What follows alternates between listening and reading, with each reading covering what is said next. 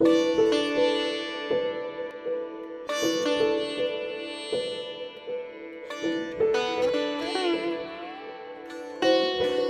ये एक बड़ी अच्छी सी और बहुत इंटरेस्टिंग स्टोरी है जो हमें अपने आँखों से देखने का सौभाग्य प्राप्त हुआ था।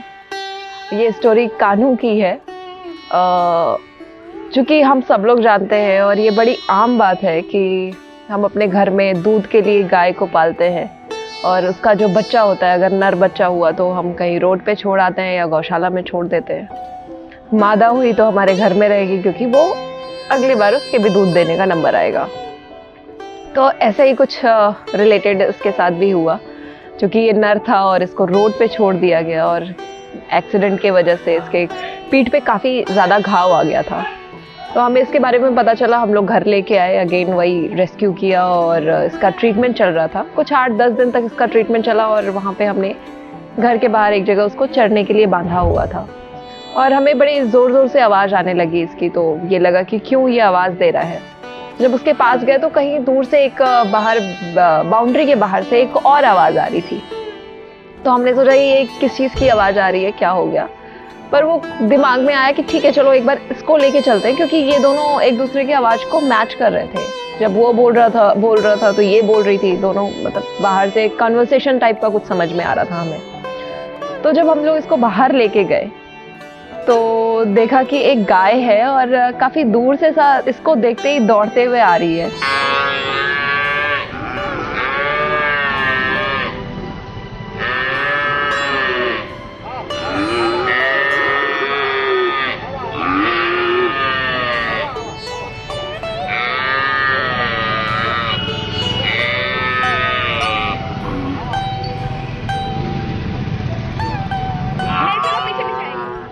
और जब ये दोनों मिले तो पता चला कि ये माँ बेटे हैं और इतना अच्छा और इतना प्यारा वो सीन था कि हम सब लोग उस सीन को देख के इमोशनल हो गए कि पता नहीं कितने दिन से ये अपने माँ से बिछड़ा हुआ है।